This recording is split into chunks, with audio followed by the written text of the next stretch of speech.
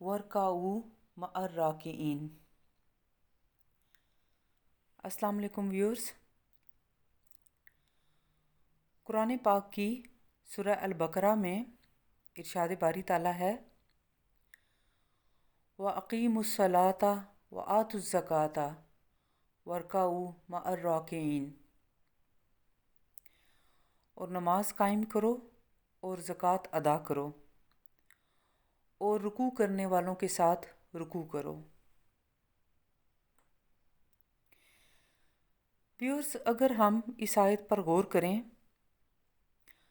تو یہاں پہلے نمبر پر نماز قائم کرنے کا حکم آیا ہے، دوسرے نمبر پر زکوٰۃ کی ادائیگی کا حکم ہے اور تیسرے نمبر پر رکوع کرنے والوں کے ساتھ رکوع کرنے کا حکم دیا جا رہا ہے۔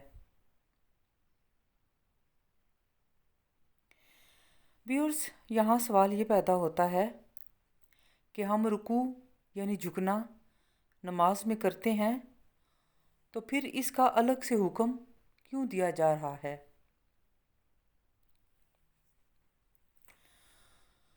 رکوع کے اردو معنی جھکنا، نماز میں گھٹنوں پر ہاتھ رکھ کر جھکنے اور مقررہ کلمات ادا کرنے کا عمل، یہ نماز کا چوتھا فرض یا رکن ہے۔ انسانی زندگی میں اللہ کے فیصلوں کے سامنے سر جھکانا بھی بے حد اہم ہے۔ بصورت دیگر انسان ذہنی انتشار کا شکار ہو جاتا ہے۔ آیت کے مطابق نہ صرف خود سر جھکانا ضروری ہے بلکہ فرمایا کہ جھکنے والوں کے ساتھ جھکو، یعنی انسان کو ان لوگوں کے ساتھ صحبت اختیار کرنی ہے جو اللہ کے سامنے جھکے ہیں، کیونکہ انسان کے اوپر صحبت کا بے حد اثر ہوتا ہے۔ کہتے ہیں کہ اگر عطر فروش کے پاس بیٹھو تو انسان کا دماغ خوشبو سے معطر رہتا ہے، لیکن لوہار کی بھٹی کے قریب بیٹھنے سے دماغ دھوئیں اور بو سے پھٹنے لگتا ہے۔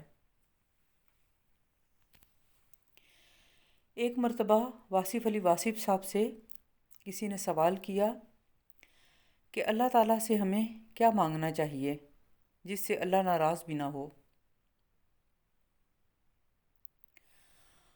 آپ نے جواب دیا، اللہ تعالیٰ سے آپ غیر اللہ نہیں مانگ سکتے،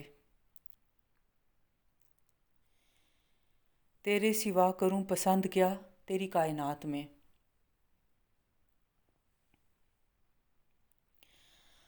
اللہ سے اللہ کے محبوب صلی اللہ علیہ وآلہ وسلم کی محبت مانگو، اللہ سے اللہ والوں کا تقرب مانگو۔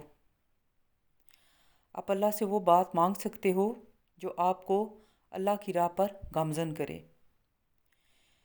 یعنی وہ بات جو اللہ سے قریب کرے، وہ بات جو بالعموم اللہ سے دور لے جاتی ہو، وہ اگر آپ کو مل بھی گئی تو آپ کا رابطہ اللہ سے کٹ جائے گا۔ لوگ عام طور پر حب دنیا کی بات اللہ سے کرتے ہیں۔ حب دنیا میں عام طور پر یہ دیکھا گیا ہے الہاکم التکاثر حتی زرتم المقابر، کہ تم کو کثرت مال نے غافل کر دیا یہاں تک کہ تم نے قبریں دیکھ لیں۔ کثرت میں یہ بتایا ہے کہ ازواج، اولاد اور اموال، ان کی کثرت عام طور پر انسان کو غافل کر دیتی ہے اور یہی رکاوٹ ہے۔ یہاں ٹرمینالوجی کی بات نہیں ہو رہی کہ لفظ کیا ہے، یہ لفظ کا مفہوم ہے۔ اللہ سے آپ نے جو مانگا ہے پہلے آپ یہ دیکھو کہ کیا مانگ رہے ہیں، وہ چیز آپ کو کس سمت میں لے جا رہی ہے۔ آپ اللہ سے وہ چیز نہ مانگو کہ اے اللہ تعالیٰ آپ اپنے علاوہ کوئی اور چیز دے دو، یعنی آپ سے دور لے جانے والی اشیاء جو کہ انسان کے لیے آزمائش بن جاتی ہیں۔ بقول علامہ اقبال، یہ سحر جو کبھی فردا ہے کبھی ہے امروز، نہیں معلوم کہ ہوتی ہے کہاں سے پیدا۔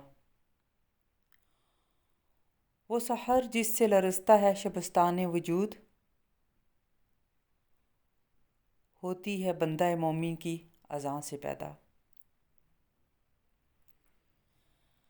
آپ سب کا بہت شکریہ۔ اللہ حافظ۔